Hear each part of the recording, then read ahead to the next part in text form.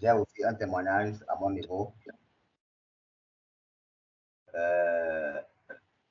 Allô? Vous m'entendez? Oui, oui, 5 sur 5. D'accord. J'ai un témoignage à mon niveau, à notre niveau, ici par rapport à quelque chose que le Seigneur nous a fait. Et nous tenons vraiment à le glorifier. Donc, c'est par rapport à notre voisinage. Notre voisinage. Vous savez, il y a un voisin, bon, c'est le mur qui nous sépare. Donc, nous sommes là de notre côté et de l'autre côté, le mur qui nous sépare, il y a eu une maison dans laquelle il y a des locataires. Donc, il y a la propriétaire a mis sa maison en location. Donc, il y a eu des locataires et plusieurs personnes ont loué là-bas. Donc, parmi ces personnes, il y a un couple. Parmi ces personnes, il y a un couple dont la femme est extrêmement violente. Violente verbalement, violente physiquement, elle est nerveuse. Donc, elles ont même, elles ont même programmé, ils ont même programmé, elle et une de ses camarades, programmé frapper une autre locataire à mort. Laisse-moi parler. Ils ont même programmé frapper la locataire à mort. Donc, attends, physiquement. alors tu dis? Il dit physiquement, mais. Physiquement, physiquement. Tout ce que je dis là, c'est physique seulement. Wow. Donc, ils ont programmé la frapper physiquement, pour la tuer même. Maintenant, le jour où tout se passe après notre retour de Cameroun et de la Côte d'Ivoire. C'est ça, non? Donc maintenant, le jour où ils ont commencé par la tabasser avec des bâtons, tout ça. C'est quelqu'un qui a un bébé de deux, bon, pas un enfant de 2 ou 3 ans comme ça. Donc, ils ont même tapé même l'enfant. Et, ils criaient, il y avait des cris à la maison et la soeur Camille était à la maison et elle a couru pour aller. Automatiquement, il y a aussi la sœur de cette dame qu'on frappait là. Sa sœur c'est aussi une voisine. Elle a couru aussi pour venir. Et la sœur Camille, les deux étaient là pour aller là-bas les séparer. Et après la séparation, quand ils sont allés là-bas, ils ont vu effectivement que c'était chaud. Et après la séparation, la sœur Camille lui a dit que ce qu'elle a fait, ce n'est pas bien. Quel que soit, quel que soit ce qui se passe, elle ne peut pas vouloir tuer un être humain. Ça ne se fait jamais. Donc, c'est très dangereux parce qu'aujourd'hui, tu vas le tuer. Est-ce que tu vas pouvoir la transporter, régler ce problème-là? Régler ce problème. Donc, il lui a parlé et ils se sont séparés. Donc, à partir de ce jour, on a constaté que cette voisine n'est pas, n'aime pas sentir la famille. À partir de ce jour, elle n'aime pas sentir la sœur Camille. Ah, attends, c'est celle qui était en train de frapper l'autre là, c'est celle qui n'a pas senti quoi. Voilà. Celle dont je dis que. Parce qu'elle a séparé. Oui, parce que la sœur Camille est allée les séparer et leur a dit, elle lui a dit que ce qu'elle est en train de faire, c'est mauvais. Ce n'est pas du tout bon. Ça. Donc, le fait de l'avoir dit ça, là, elle n'est pas du tout d'accord. Et à partir de ce jour-là, elle n'aime pas du tout sentir la sœur Camille.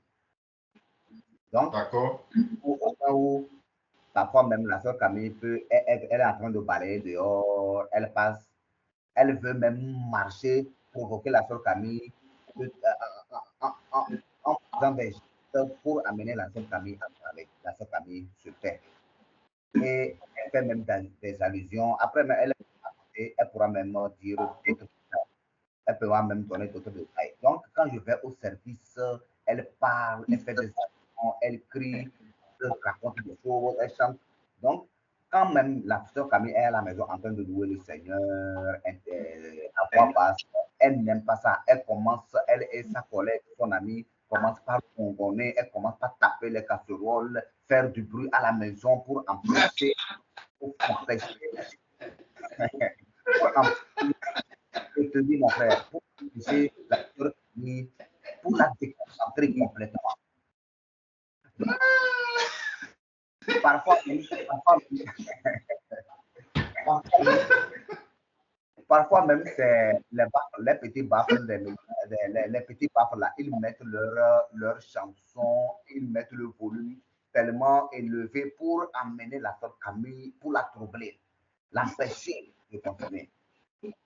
Donc, parfois, la nuit, la veille, tu sais, souvent la nuit, les soirs, quand on finit de manger, on apprend les cantiques, on chante, on prie, on partage la parole, on prie, on prie. Et quand on prie, le lendemain, quand je vais au service, elle n'aime pas. Elle fait des allusions, elle parle. Si vous voulez transformer votre maison en église, il faut parler, il faut faire elle fait des allusions, elle gronde. Donc, elle n'aime, elle crée des problèmes seulement. Donc, même si on a un visiteur, ou bien même si on a un visiteur, le visiteur vient, quel que soit ce qu'on a discuté à la maison, et elle reste à côté de notre clôture. Parce que le mur de séparation, c'est moi qui l'ai construit quand je l'ai acheté. Elle reste à côté pour entendre tout. Et quand je vais au service, c'est pour bavarder, faire des allusions à des choses. Donc, même quand je reste à la maison avec la famille, quand je reste à la maison avec la soeur Camille, on discute de certains sujets. Bon, on n'écrit pas à voix basse tout simplement, mais on ne sait pas comment elle fait. Elle est au courant. Et quand je vais au service là, elle fait des allusions, elle fait des tapages. La soeur Camille peut-être même va vous donner d'autres détails. Donc, au point où un jour, la soeur Camille c'est-à-dire qu'on est dépassé. Et quand ça arrive comme ça, tu ne peux pas aller leur parler parce que, tu connais leur état moral. Parce que c'est des occasions, elle crie, elle fait comme ça pour que tu ailles, quand bien même tu vas aller leur parler en paix, elle attend que l'occasion là pour commencer par faire des palabres, crier dans le quartier. Un. Donc, les connaissant comme ça, on n'est pas allé leur demander. Ensuite, quand elle fait des choses comme ça, on n'aime même pas, non seulement on ne va pas leur demander, mais tu ne peux pas leur demander parce que ce n'est pas à toi qu'elle parle directement. Elle ne mentionne pas ton nom.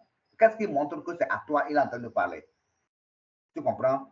Donc, tout ça là, ça nous dérange. Surtout mon épouse, ça la dérange grave parce que c'est elle, quand je vais au service, elle qui est à la maison. Donc, ça la dérange. On est en train de voir comment et le Seigneur la fortifie. On remet dans les mains du Seigneur. Le Seigneur la fortifie jusqu'à ce que on a. Parce que autant en temps normal, connaissant bien la sœur Camille, en temps normal, si ce n'est pas qu'elle connaît le Seigneur, en temps normal, là, quelqu'un qui n'aime pas se taire, laisser des choses, entendre des choses comme ça, laisser passer. Jamais, elle va toujours répondre. Elle va répondre et elle ne répond pas bien. Elle va répondre à l'équivalence de ce que toi as dit. Elle va répondre à l'équivalence de ce que tu as dit. Mais le Seigneur a tellement fait grâce, l'a fait tellement grâce qu'elle a pu supporter. Elle a pu supporter jusqu'à ce qu'un jour, on était en train de discuter dehors et j'ai dit que le couple là doit quitter cette maison. C'est un couple qui a fait 10 ans là-bas de location. Au point où, quand les gens les voient là-bas, ils pensent qu'ils sont des propriétaires. Parce que les locataires viennent, ils font des problèmes aux locataires, les locataires prennent eux et ils partent. Mais eux, ils sont toujours là-bas. Ils ont fait 10 ans, banalement 10 ans comme ça. Donc, les gens les pensaient qu'ils sont des propriétaires. Donc, on était dépassés, moi et la soeur Camille, et j'ai dit à la soeur Camille que ce couple doivent quitter cette maison. Donc, c'est une parole qui est sortie comme ça de ma bouche. Je lui ai dit qu'ils doivent quitter cette maison. Ils doivent quitter cette maison. Et c'est fini. Et c'est ce que j'ai dit. Donc, quand j'ai dit ça, quand on était en train de dire que, mais on était en train de dire que, bon, si c'est qu'on avait les moyens, on allait, parce que le quartier même est mauvais. Si on avait les moyens, les possibilités, on allait aménager quelque part et aller. Moi, je dis que c'est vrai ce que tu dis. Moi-même, ce quartier, vraiment, je ne le sens pas. Mais puisque pour le moment, nous sommes dedans, quand bien même le Seigneur nous donnait les moyens pour qu'on puisse aménager quelque part et aller, il n'y a pas de souci. On va aménager, mais je vais vous amener là-bas, soyez les enfants. Mais moi, là, je vais retourner dans cette maison, je vais les tourmenter spirituellement jusqu'à ce qu'ils ne quittent cette maison parce que je ne peux pas quitter cette maison, les laisser parce que sinon ils vont se sentir victorieux. Moi, là, c'est pas, je ne vais pas les quitter, je vais rester jusqu'à ce que la victoire là, soit de mon côté. Et comme ce que j'avais dit, ils doivent déménager cette maison. Ils doivent quitter la maison. On a fait comme ça, on a discuté et après tout, on a soumis ça au Seigneur. On a soumis ça au Seigneur et parce que le Seigneur veut que nous, on soit en paix, pour le prier en paix. Et personne ne peut se lever pour nous empêcher de prier simplement, louer le Seigneur. Il ne peut pas se lever, il n'est pas content parce que nous, on loue le Seigneur. Il n'est pas content, il ne peut pas dire qu'il n'est pas d'accord parce que nous, on lit la Bible, on chante les cantiques du Seigneur ou bien on prie. Donc, toute personne qui va se lever pour s'opposer à cela, nous aussi, on va s'opposer à cela et on va chasser cette personne. Donc, tu ne peux pas te lever et vouloir nous embrouiller ici. Donc, on a soumis ça au Seigneur. Et on avait déjà dit qu'ils doivent quitter cette maison. Ça là. Mais on ne sait pas comment ça va se passer pour qu'ils quittent la maison. Mais ils doivent quitter cette maison. Alors, comment ça s'est passé? Quand 2 semaines après, 3 semaines après, bon, je ne sais pas, un mois, je ne sais pas trop. 2 semaines après, silence radio à la maison. On ne les entend plus. On ne les entend plus. Hein.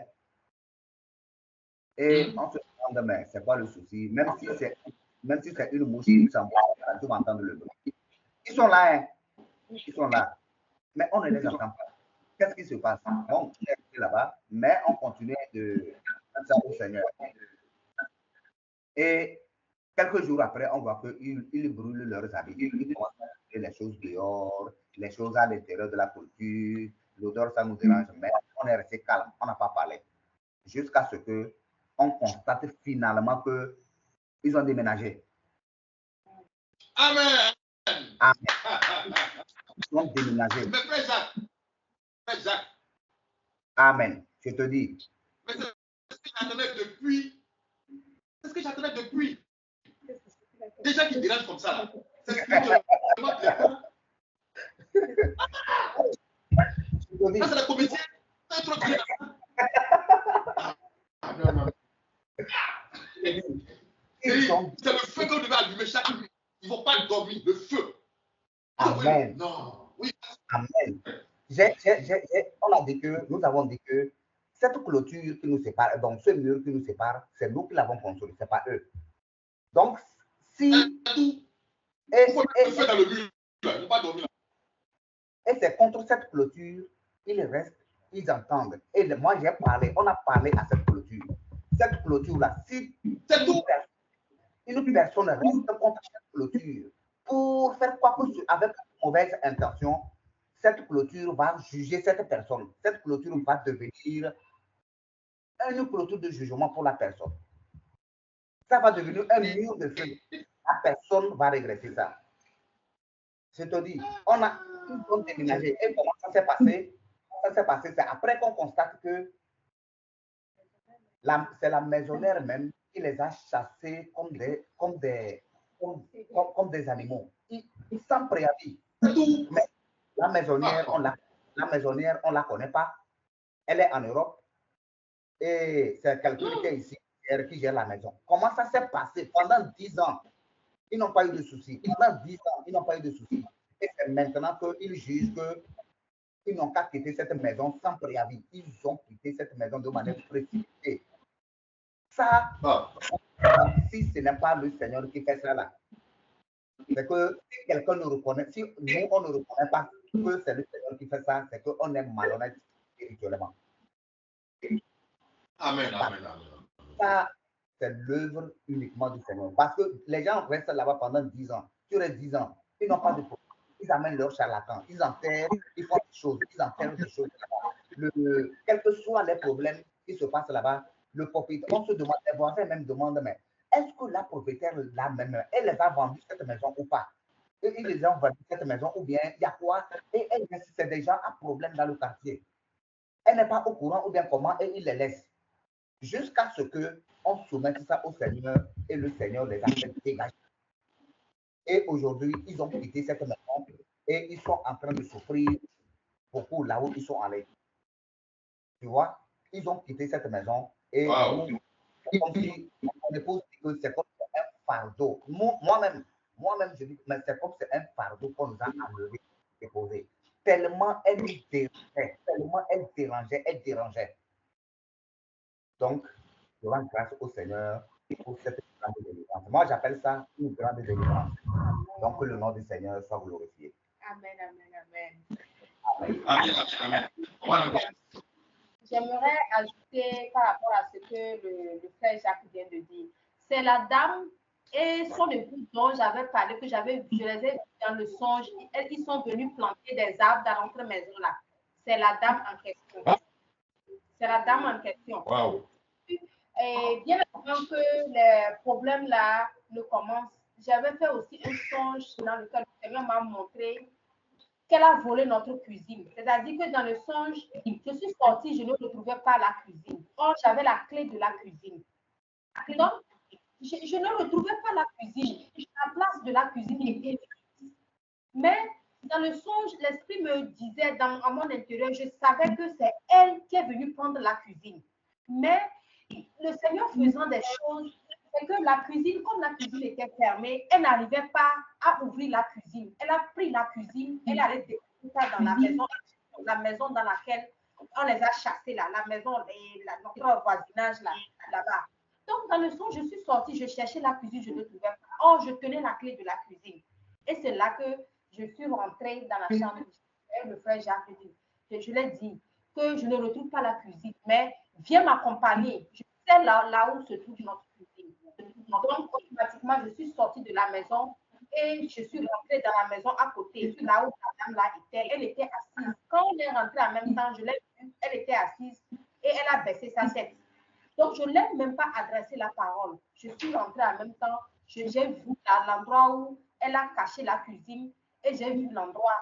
Et j'ai demandé au frère Jacques de m'aider à ouvrir cette cuisine. J'ai remarqué que la porte de la cuisine est toujours fermée, mais il y a une lumière dans cette cuisine qui rayonnait. Donc, je suis rentrée avec le frère Jacques dans notre maison là-bas. Et c'est là que, quand j'ai mis la clé dans la serrure de la cuisine est ouverte et la cuisine a disparu. Donc, la cuisine a disparu. On est rentré dans notre maison et j'ai retrouvé la cuisine. Donc, c'est depuis ce moment où la dame, là, le problème que le frère Jacques a raconté, la dame, là, ne veut pas me sentir. Elle ne veut plus me sentir. Quel que soit ce que je fais à la maison, elle doit m'insulter. Elle doit gronder. Elle doit faire des allusions. Même, elle m'a insulté, même le jour où j'ai été visitée ici. J'ai eu une visitation très, très, très, très grandiose ici à la maison. Les voisins, il y avait même 2 voisins qui sont venus frapper à notre porte ici pour demander au frère Jacques si tout allait bien. Donc, elle m'a même insulté par rapport à ça. Comme c'était une voisine, c'était à côté, tout ce qui se passait le jour-là, ici, elle était au courant, elle m'a même insulté. Donc, c'est par rapport à ça, je dis que ça, tu peux me faire tout, mais insulter mon Dieu, ça, je ne te permettrai pas. Et c'est là que j'ai commencé dans la prière. J'ai soumis ça au Seigneur. J'ai soumis ça au Seigneur. J'ai soumis ça au Seigneur. Et c'est là que le frère Jacques aussi, on a discuté, le frère Jacques, par le Saint-Esprit, il a dit qu'il sait qu'ils doivent déménager. Il a donné un ultimatum qu'ils doivent déménager. Et 2 semaines après, on a constaté que, effectivement, ils sont partis en plein milieu scolaire. Ils sont partis. Et c'est quelque part de très loin, ils sont allés. Donc, actuellement, elle fait la maison, elle fait la bagarre avec ceux qui suivaient la maison, puisque c'est un déménagement sans préavis, elle n'a pas reçu son avance, eux, ils ont refusé de la remettre. Je pense qu'elle a gâté beaucoup de choses dans la maison. Donc, elle vient de temps en temps, elle crie, elle bagarre avec les gens là-bas et elle repart. que c'est passé réellement. Nous glorifions le nom du Seigneur encore une fois. Amen, amen, amen, amen. Amen. Ça va combien de temps à déménager? Pardon? Il a déménagé avec combien de temps? Ça ne fait pas un mois. Ça ne fait pas, ça fait 2 semaines. Ça fait quelque chose de, oui, ça fait quelque chose de 2 semaines ou 3 semaines comme ça. Donc, comment c'est ce que le Seigneur continue de nous faire dans nos vies quotidiennes. Donc, comme sa parole dit dans le livre de Jean, chapitre 14, le verset 1,